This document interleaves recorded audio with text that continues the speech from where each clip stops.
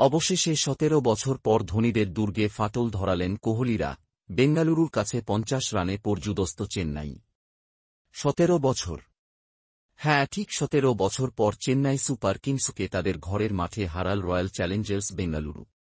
আইপিএলের প্রথম বছর ২০০৮ সালে চেন্নাইয়ে জিতেছিল বেঙ্গালুরু। সেটাই ছিল প্রথমবার। এত বছর ধরে সেটাই ছিল শেষবার। অনিল কুম্বলে, বিরাট কোহলি থেকে ফ্যাফ ডুপ্লেসি, অধিনায়ক বদলে গেলেও ফল বদলায়নি। বারবার চেন্নাই থেকে হতাশ হয়ে ফিরতে হয়েছে বেঙ্গালুরুকে।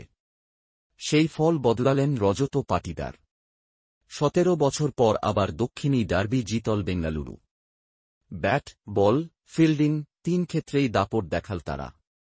৫০ রানে চেন্নাইকে হারিয়ে আইপিএলে পয়েন্ট তালিকায় শীর্ষেই থাকলেন কোহলিরা। আইপিএলে ঘরের মাঠে এই প্রথম এত বড় রানে হারল চেন্নাই। পাটিদার অধিনায়ক হওয়ার পর বদলে গিয়েছে বেঙ্গালুরু। তারকা সংস্কৃতি ছেড়ে বার হওয়ার পর বদলে গিয়েছে তারা। এই দলে কোহলি ছাড়া কোনো তারকা নেই। প্রতি বছর বেঙ্গালুরুকে নিয়ে একটাই অভিযোগ থাকত, বড় বড় নাম থাকলেও দল হিসাবে খেলতে পারত না তারা। মাথা ভারী দল বলা হতো বেঙ্গালুরুকে, যাদের প্রথম ৪ ব্যাটার বিধ্বংসী হলেও তারপরে কেউ থাকতেন না খেলা শেষ করার জন্য। বোলিং বরাবর ভোগাত তাদের। এবার সেই ফাঁদ ভরাট করেছে দল।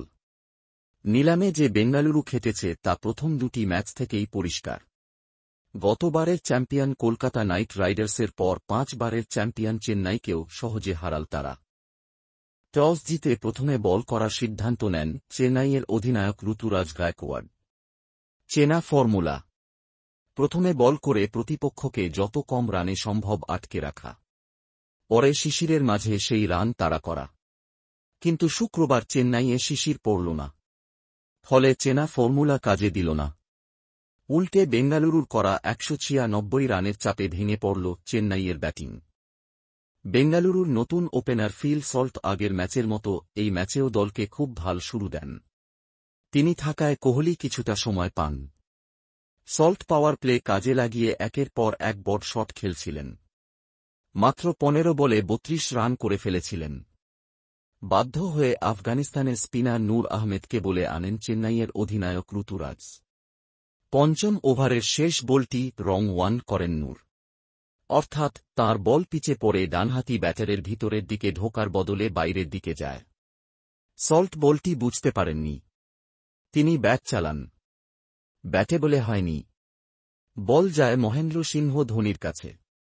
তারপরেই উইকেটের পিছনে বিদ্যুতের ঝলক। সল্ট বুঝতেও পারেননি আউট হয়েছেন তিনি।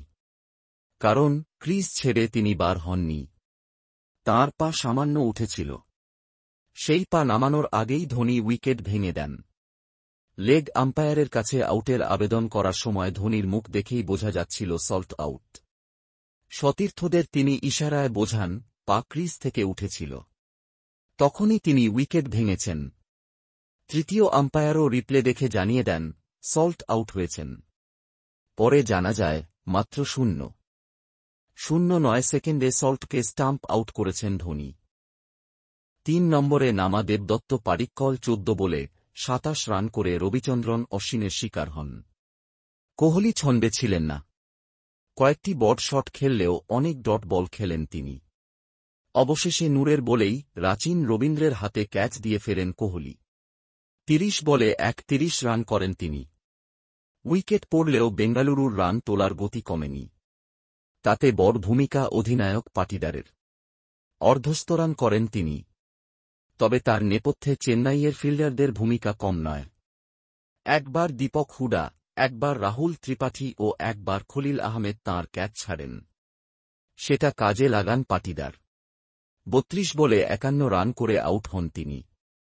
লিয়াম লিভিংস্টোন রান না পেলেও জিতেশ শর্মা ও টিম ডেভিড গুরুত্বপূর্ণ ইনিংস খেলেন। বিশেষ করে ডেভিড। শেষ ওভারে স্যাম কারেনকে পরপর ৩ বলে ৩টি ছক্কা মারেন তিনি। ফলে একসময় যেখানে দেখে মনে হচ্ছিল ১৮০ রানের মধ্যে বেঙ্গালুরুর ইনিংস শেষ হবে, সেই ইনিংস ১৯৬ রান পর্যন্ত যায়। চেন্নাইয়ের হয়ে এই ম্যাচেও সফল নূর। ৪ ওভারে ৩৬ রান দিয়ে ৩ উইকেট নেন তিনি। চেন্নাইয়ের উইকেটে ১৯৭ রান তাড়া করা শক্ত। সেই কাজটা আরও শক্ত করে দিলেন বেঙ্গালুরুর পেসারেরা। জশ হেজলুড, ভুবনেশ্বর কুমার ও যশ দয়ালের সামনে সমস্যায় পড়ল চেন্নাইয়ের ব্যাটিং। টি-20তেও অভিজ্ঞতা কতটা দরকার তা দেখালেন হেজলুড, ভুবনেশ্বরেরা। দ্বিতীয় ওভারেই ত্রিপাঠীকে আউট করলেন হেজলুড। পরপর 2 ম্যাচে ব্যর্থ চেন্নাইয়ের নতুন ওপেনার। আগের ম্যাচে অর্ধশতরান করলেও এই ম্যাচে 0 রানে আউট হলেন অধিনায়ক ঋতুরাজ। 1 ওভারে জোড়া উইকেট নিয়ে চেন্নাইকে বড় ধাক্কা দেন অস্ট্রেলিয়ার পেসার। মিডল অর্ডারে আরও সমস্যায় পড়ল চেন্নাই। দীপক হুডা ও স্যাম কারেন স্কোরবোর্ড সচল রাখতে সমস্যায় পড়লেন। ডট বল খেলায় চাপ বাড়ছিল। ভুবনেশ্বরের বলে 4 রান করে হুডা ও লিভিংস্টোনের বলে 8 রান করে আউট হন কারেন। 52 রানে 4 উইকেট পড়ে যায় ধোনিদের। অপর প্রান্তে উইকেট পড়লেও একদিকে টিকেছিলেন রাচিন। আগের ম্যাচে শেষ পর্যন্ত থেকে দলকে জিতিয়ে মাঠ ছেড়েছিলেন তিনি। কিন্তু এই ম্যাচে একা তাঁর পক্ষে কিছু করা সম্ভব ছিল না। দরকার ছিল সঙ্গীর। ইম্প্যাক্ট প্লেয়ার হিসাবে নেমে শিবম দুবে কয়েকটি বড় শট খেললেও রান তোলার গতি খুব বেশি বাড়েনি। পেসারদের পর স্পিনারেরাও ভালো বল করছিলেন। শিশির না পড়ায় বল ধরতে সমস্যা হচ্ছিল না। যত খেলা গড়াচ্ছিল তত চাপ বাড়ছিল চেন্নাইয়ের উপর। 30 বলে 41 রান করে যশ দয়ালের বলে রাচিন আউট হলে বড় ধাক্কা খায় চেন্নাই। সেই ওভারেই 19 রানের মাথায় শিবমকে আউট করেন দয়াল। 80 রানে 6 উইকেট পড়ে যায় চেন্নাইয়ের। শেষ 6 ওভারে জিততে দরকার ছিল 110 রান। এই পরিস্থিতি থেকে চেন্নাইকে উদ্ধার করার ক্ষমতা 43 বছরের ধোনির ছিল না। সেই জন্যই হয়তো 8 নম্বরে ধোনির বদলে অশ্বিনকে নামায় চেন্নাই। দেখে বোঝা যাচ্ছিল হার মেনে নিয়েছে তারা।